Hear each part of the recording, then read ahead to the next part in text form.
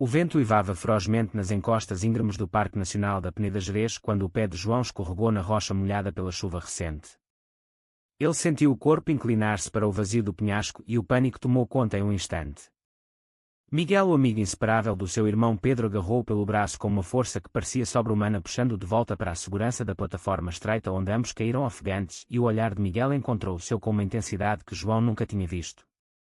Naquele momento, com o coração ainda a bater descontrolado pelas batidas da morte evitada, João não conseguiu conter as palavras que queimavam dentro dele há anos. Miguel, eu não aguento mais esconder, eu sinto algo por ti que vai além da amizade. O silêncio que se seguiu foi quebrado apenas pelo vento e pelo som distante de um riacho lá embaixo. Miguel ficou imóvel com o rosto ainda sujo de terra e os olhos arregalados de surpresa. João sentiu o peito apertar-se sabendo que aquelas palavras podiam destruir tudo o que construíra com a família ao longo da vida.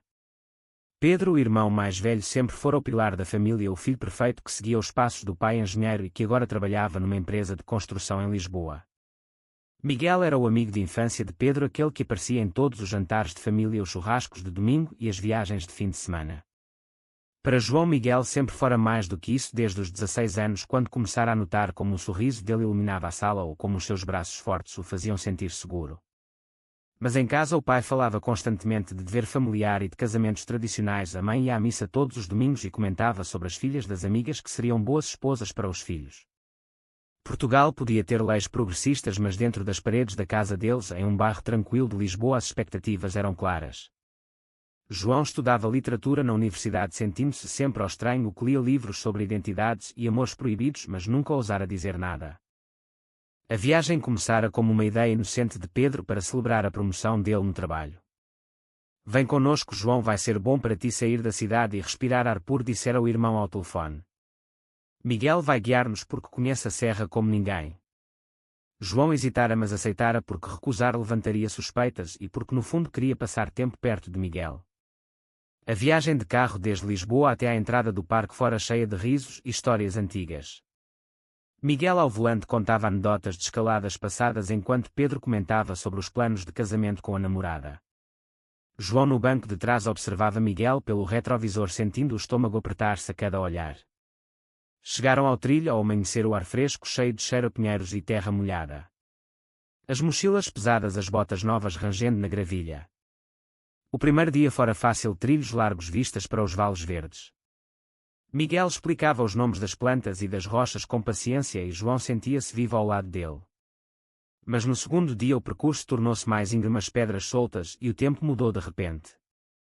Agora ali na plataforma Miguel limpou o suor do rosto e disse com a voz rouca: João, o que estás a dizer, isso não pode ser. Eu sou o amigo do teu irmão, isto vai destruir tudo.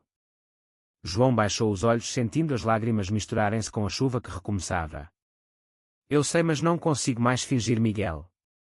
Desde que te conheci melhor nestes últimos meses algo mudou em mim. Eu tentei ignorar, tentei sair com raparigas como a mãe queria, mas nada funciona. Miguel ficou em silêncio por longos minutos, depois colocou a mão no ombro de João num gesto que era ao mesmo tempo conforto e fogo. Vamos descer com cuidado, falamos depois. Não podemos ficar aqui. A descida foi lenta, cada passo uma decisão, cada olhar uma pergunta não dita. Quando chegaram ao acampamento improvisado perto de um riacho, a noite caíra e o frio apertava. Acenderam uma pequena fogueira com gravetos molhados e sentaram-se em silêncio comendo barras energéticas. João sentia o peso da confissão como uma mochila extra. Pensava no pai que sempre dissera que um homem de verdade sustenta a família e honra o nome. Pensava em Pedro que confiara nele para esta viagem. O preço já começava a aparecer nos olhos cansados de Miguel. Mas pela primeira vez João sentia-se vivo, verdadeiro. A noite passou lenta, com os dois deitados em sacos de dormir próximos o suficiente para sentirem o calor um do outro, mas distantes o suficiente para não tocarem. João não dormiu, pensando nas consequências que viriam. Na manhã seguinte o sol nasceu tímido por entre as nuvens e os dois continuaram o caminho de descida sem tocar no assunto da véspera. Miguel caminhava à frente, verificando o terreno com atenção profissional, enquanto João seguia atrás, observando as costas largas dele e questionando cada decisão que tomara. O trilho estreitava-se por vezes, forçando-os a passar um pelo outro, e em um desses momentos as mãos roçaram-se por acidente. Nenhum dos dois retirou a mão imediatamente. Desculpa, murmurou Miguel, mas o olhar dizia mais. Quando pararam para almoçar perto de uma cascata pequena, Miguel finalmente quebrou o silêncio. João, eu também pensei nisso muitas vezes. Tu és diferente dos outros rapazes que conheço. Sempre foste sensível e inteligente e eu admirei isso. Mas o teu irmão é como um irmão para mim.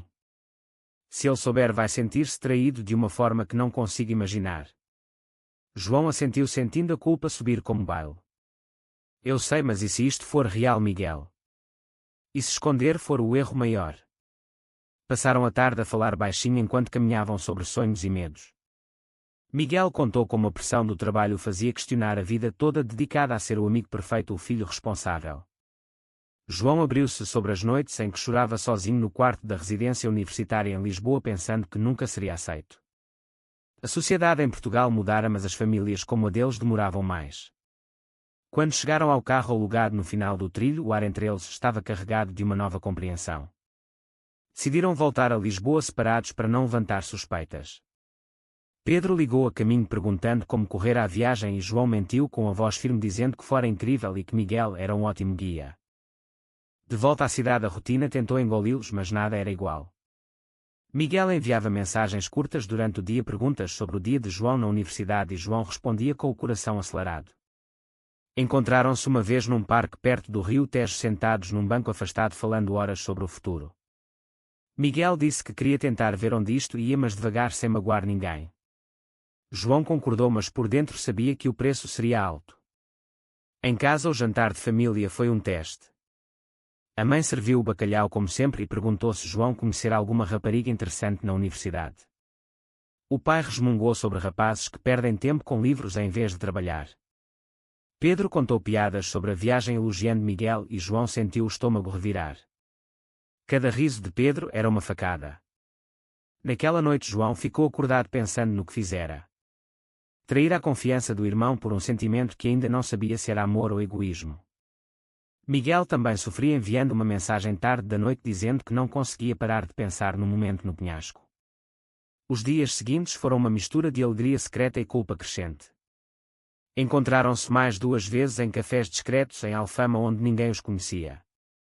As conversas aprofundavam-se, Miguel contando sobre uma relação passada que o deixara confuso sobre si mesmo e João sentindo-se pela primeira vez entendido.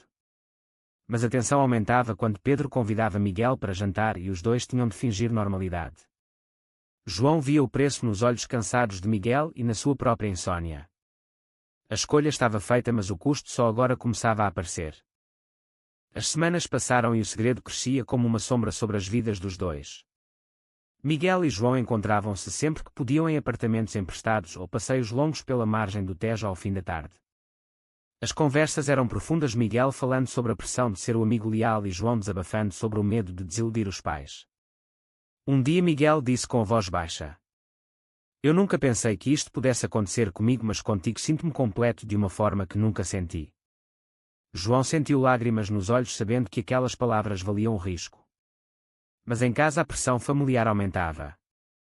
A mãe marcara um almoço com uma prima que tinha uma filha solteira da idade de João e insistira para ele ir. O pai comentava notícias sobre casais jovens que construíam famílias fortes. Pedro notava algo estranho no irmão, perguntando se estava tudo bem na universidade e se precisava de dinheiro. João mentia com sorrisos forçados, mas por dentro o conflito moral consumia-o. Era certo esconder a verdade do irmão que sempre o protegera, ou era egoísmo priorizar o próprio coração? A sociedade lá fora parecia aceitar, mas dentro da família o peso da tradição católica era sufocante. Uma noite Pedro convidou Miguel para ver um jogo de futebol em casa e João teve de sentar-se ao lado deles fingindo interesse enquanto o coração batia forte. Miguel evitava o olhar dele, mas por um segundo as mãos tocaram-se por baixo da mesa e o mundo parou. Depois do jogo Pedro disse casualmente: "Tu e o João parecem mais próximos depois da viagem na serra." Miguel respondeu com uma piada, mas João viu o suor na testa dele. A tensão subia a cada dia. João começou a questionar as próprias escolhas nas noites solitárias. Valia a pena magoar a família por este sentimento? Mas quando falava com Miguel ao telefone tarde da noite, a voz dele apagava todas as dúvidas. Um fim de semana Miguel propôs um passeio curto a Sintra para fugir da cidade. Lá no meio dos palácios e florestas eles caminharam de mãos dadas por trilhos escondidos, sentindo-se livres por algumas horas. Miguel confessou que estava disposto a enfrentar o que viesse, mas João ainda hesitava, pensando no pai que sofrera para dar uma vida melhor aos filhos. O preço emocional crescia com cada mentira, cada olhar desviado. A amizade com Pedro começava a mostrar rachas quando Miguel cancelava planos com ele, alegando trabalho. João via o irmão confuso e culpava-se. O drama interior de cada um tornava-se mais pesado, Miguel lutando com a lealdade ao amigo de sempre e João com o medo de perder o apoio familiar que era tudo o que conhecia. A tempestade aproximava-se, mas nenhum dos dois queria parar. A descoberta veio num domingo chuvoso quando a mãe de João encontrou o telemóvel dele esquecido na mesa da cozinha e leu uma mensagem de Miguel. "O que é isto, filho?" perguntou ela com a voz trêmula ao mostrar o ecrã com palavras que não deixavam dúvida. João sentiu o mundo desabar. Pedro chegou pouco depois, e o pai também. A sala encheu-se de vozes altas, acusações de traição e de desonra. Pedro gritou com o rosto vermelho: "Tu e o meu melhor amigo, como pudeste, João, eu confiei em ti." Miguel chegou chamado por uma mensagem urgente e a confrontação tornou-se explosiva. Ele tentou explicar que os sentimentos eram reais, mas Pedro não queria ouvir, chamando-o de traidor da amizade de anos. O pai de João disse com voz fria: "Na minha casa não há lugar para isto, sai e pensa bem no que fizeste à família." A mãe chorava em silêncio, murmurando sobre o que diriam os vizinhos e a igreja. João tentou defender-se falando de amor verdadeiro, mas as palavras soavam fracas perante a dor nos olhos do irmão. Miguel ficou em silêncio, aceitando a culpa, mas os seus olhos mostravam o preço que pagava pela escolha. Naquela noite João arrumou uma mala pequena e saiu de casa com o coração partido. Miguel esperava-o na rua e levaram-no para o apartamento dele em silêncio. Os dias seguintes foram de lágrimas e reflexões profundas. Pedro cortou contacto com ambos, enviando apenas uma mensagem dizendo que precisava de tempo. A família recusava chamadas de João e os amigos comuns começaram a escolher lados. João questionava todas as decisões, o resgate no penhasco, a confissão, o segredo. Fora egoísmo ou coragem? Miguel sofria igualmente, perdendo o amigo mais próximo e enfrentando olhares estranhos no trabalho. Uma semana depois, Pedro marcou um encontro num café neutro e a conversa foi dura mas honesta. Ele admitiu sentir-se traído, mas também confessou ter notado sinais e ignorado por medo. O preço era real: amizades quebradas, confiança destruída e um futuro incerto. João e Miguel decidiram dar espaço à família, mas continuar juntos, apoiando-se mutuamente. Cada dia era uma escolha consciente de enfrentar o preconceito social e o vazio familiar. O drama atingira o pico e agora vinham as consequências duradouras. Meses depois, João vivia num pequeno apartamento partilhado em Lisboa, trabalhando numa livraria para pagar as contas enquanto continuava os estudos. Miguel visitava-o todos os dias, trazendo comida e apoio silencioso. A família ainda não perdoara completamente, mas a mãe começara a telefonar de vez em quando com a voz hesitante. Pedro falava com Miguel em mensagens curtas, mas o elo estava danificado para sempre. João refletia muito sobre o caminho percorrido. O resgate no penhasco fora o catalisador, mas as escolhas diárias de honestidade consigo mesmo pagavam um preço alto em solidão e culpa. Miguel também mudara, tornando-se mais reservado no trabalho e valorizando o tempo com João acima de tudo. Juntos enfrentavam olhares curiosos em restaurantes e perguntas incômodas de conhecidos. A sociedade portuguesa aceitava cada vez mais, mas as feridas familiares demoravam a sarar. João acordara para a sua identidade, mas perdera parte da segurança que a família proporcionava. Numa tarde tranquila no parque, João perguntou a Miguel se valera a pena. Miguel respondeu com um sorriso triste: "Valeu porque somos nós mesmos, mas o custo foi real." A vida continuou com altos e baixos, momentos de alegria pura misturados com saudades da mesa familiar cheia. João escreveu um conto sobre o amor proibido inspirado na sua história e sentiu-se livre ao partilhá-lo com Miguel. O despertar foi gradual, a aceitação de que o amor verdadeiro exige sacrifícios, mas também força para reconstruir. A família talvez um dia entendesse, mas por agora o caminho era deles. Cada decisão desde o penhasco até agora mostrara o peso das ações e o valor da verdade interior. Será que seguir o coração, mesmo traindo a confiança familiar, foi a escolha certa, ou foi apenas egoísmo disfarçado de amor verdadeiro?